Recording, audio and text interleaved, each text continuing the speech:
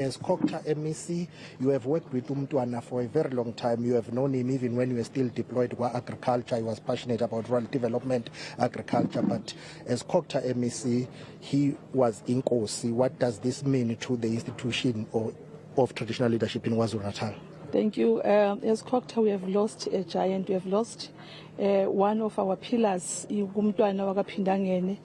was very passionate in preserving culture and customs. He would teach us some of the things that we are not aware of.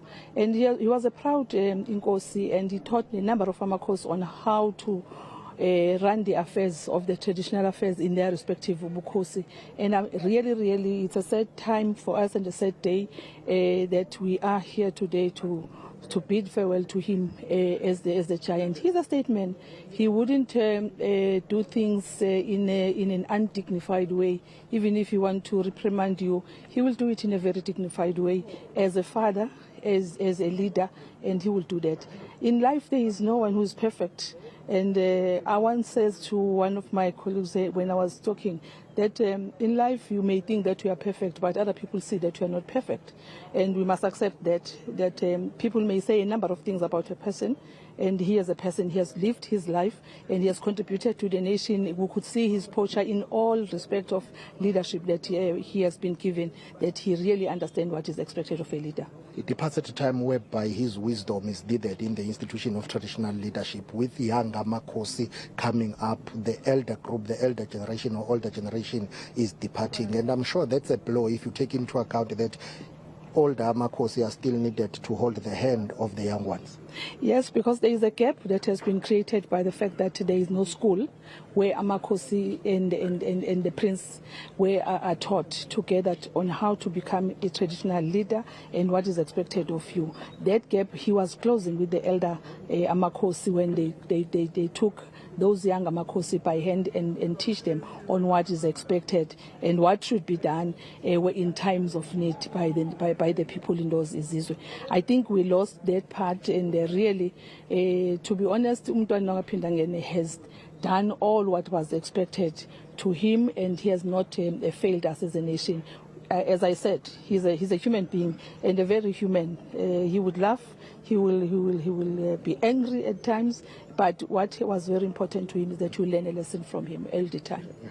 He knew that his legacy will be contested. He has said to me that he was a human being. He knows that people will be divided over his legacy. But let's talk about the killing of Amakosi and Izinduna in KwaZulu-Natal. It's something that pained him and other Amakosi. What is the plan to deal with that together with the police to protect traditional leaders in KwaZulu-Natal? More than 10 or 15 have been killed in KwaZulu-Natal.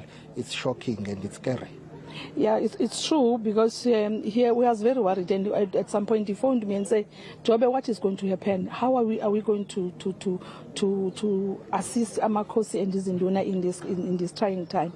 And I think his view was saying that can we sit down and teach our people to respect Bukosi as leaders, and also to protect them as we protect all other political leadership that are in position. Amakosi also needs to be protected as well, because what they are doing in those respective Izizwe also had a bearing in the killings that we see in our days. Even Izinduna, people will understand that Izinduna are the hand and feet of Amakosi. When they go around in the areas, people will feel that if this Izinduna is still around, I may not get this opportunity and so forth.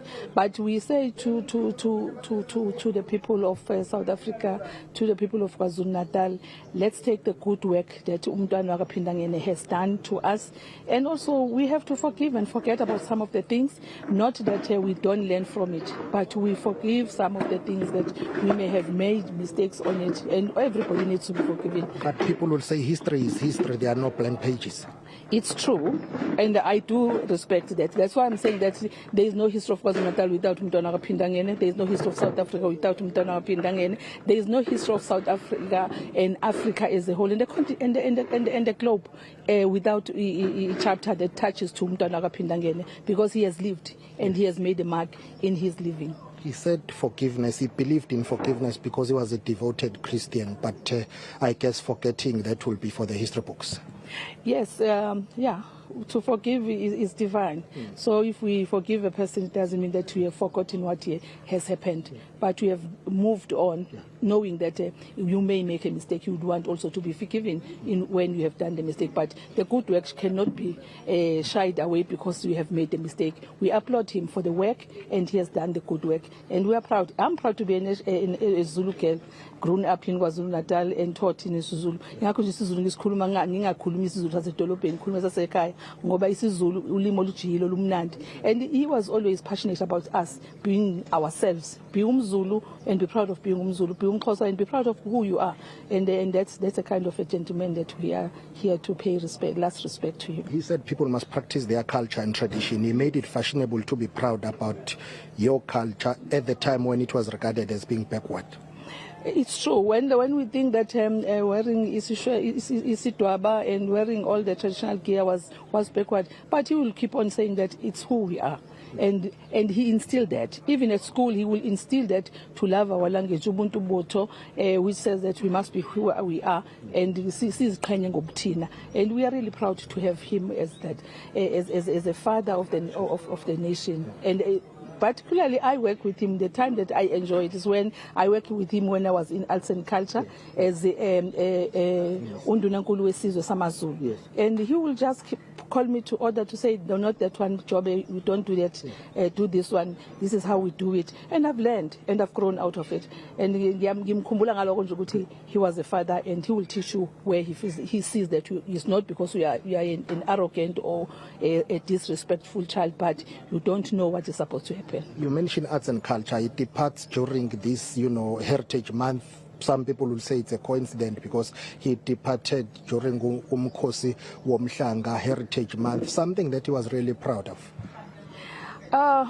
History has its way of writing itself sometimes, but we really believe that we do have a heritage in him.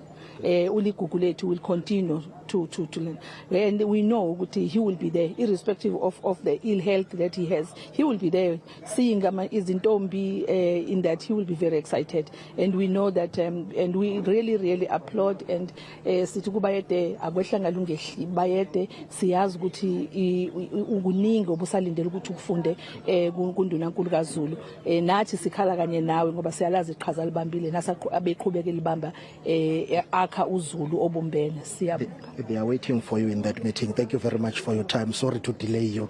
And that is the MEC of Cooperative Governance and Traditional Affairs in KwaZulu-Natal, Bongi Moloi. She is part of the government delegation that is meeting with the family, finalizing preparations for laying to rest the departed IFP founder, Prince Mangosuthu Buthelezi of KwaPhindangene.